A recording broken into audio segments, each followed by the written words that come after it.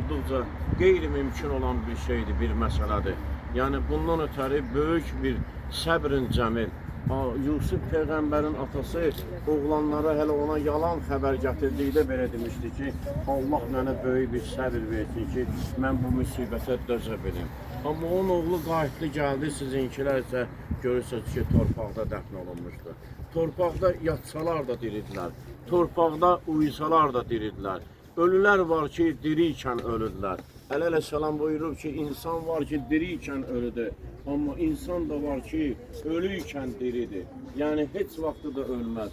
Ölməyib o kəs ki, edibdir vəfat, bəlkə çatıb rahətə tapmış həyat. Meyyit o kəsdir ki, həyatındadır, var İsəmamət nə ki, zatındadır. İnsan var ki, onun zatında, vücudunda ölülük var. Bir adama nə yardımı var, nə köməyi var, nə bir xeyri var onunla. Amma görürsünüz, az yaşlarında bu qəhrəmanlar başlayır 18 yaşından. Ta 40 yaşına qədər, 30-35 yaşda nə ediblər? Millətimizin əlindən tutublar, kömək ediblər, yardım ediblər. Buna görə də əziz analar, qarşınızda baş əyirik. Sizlərə bütün mən başda olmaqla xalqımız borcludur. Və hamılıqla sizin hər bir yerdə hörmətinizi, qayğınızı, sayğınızı saxlamalıyıq. Allah sizi qorusun deyirəm. Qəhrəmanlarımıza da bu yaxında ad verilib, çoxlarına. İnşallah ümidvaram ki, gələcək vaxtlarda isə başqa bir təltiflər də verilər. Biz o medalları yaxamızdan taxmaq üçün istəmirik. Onun ehtiyacımız odur ki, sabah bizlər olmayandan sonra bu qəhrəmanlarımızın hansısa bir ocaqda, bir tədris mərkəzində, bir tədbiri keçiriləndə qeyd olunsun ki, vətən üçün bu işləri görüb və ona vətənimiz də nə edib? Bu təltifləri verir. Ayrı seçkilik qətiyyən olmaz. Heç kim, heç bir yerə Azərbaycanı bölməsin. Vahid bir xalqıq, eyni dildə danışırıq. İxvətün müminun, möminlər hamısı qardaşdır bir-birlə. Və biz qardaş bacıyıq. Bizim bu vəhdətimiz olmasaydı, bizim qoşunumuz, bax bu oğullarımız, məzarının yanında yandığım oğul Xan kəndinə gedib çıxmazdı. Allah şəhidlərimizi rəhmət eləsin. Allah sizləri olsun. Var olun. Mənim sözüm bu qədər. Mən də Sumqayıt şəhər İcra Hakimiyyətinin başçısı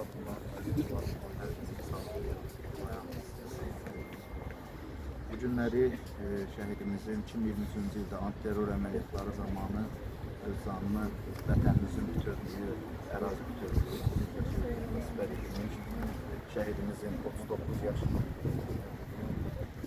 olmasıdır. Bəli, Hacı Əhməd Allah'ın rızasıdır. İçdən, qəlbdən elə bu sözlər dedi ki, deyilməli olan bütün sözləri dedi və onun dediyi sözlərlə, o səmrə fikirlərlə həmrəng olmamaq qeyri-mümkündür. Bəli, müharibə ağlı, acılı, ondan sonra şəhidli, yəni olmamağı qeyri-mümkündür. Beləsinə bir şey mümkün deyil.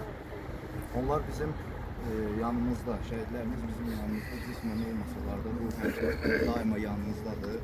Məşhur bir deyim var, deyir şəhidlər ölmür, onlar unudulanda ölür, yaddan çıxarır, yəni yaddan çıxarılır.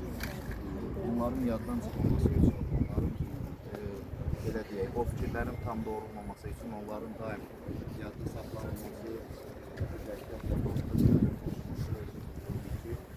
bizim şəhidlər yapanımızdır, artıq and yerimiz, müqəddəs ziyarət etməsidir. Allah rahmet misalında bütün şəhidlərimizin ruhunu şad eləsin. Azərbaycanımızın, vətənimizin, torpaqlarımızın, millətimizin belə deyək, bütövlüyü uğrunda, can sağlıqları uğrunda, canından, qanundan keçmiş bütün şəhidlərimizin ruhunu şad eləsin. Allah Teala onların valideynlərinə, Gülayın sizə, onun yaxınlarına, əzizlərinə, bütün şəhidlərimizin yaxınlarına, əzizlərinə Allah Teala səbir versin, təmkin versin. Bazılarımıza da Allah'tan şəfa diləyirəm. Bir də hallar ruhunu şad eləsin, vətənimiz sağ olsun.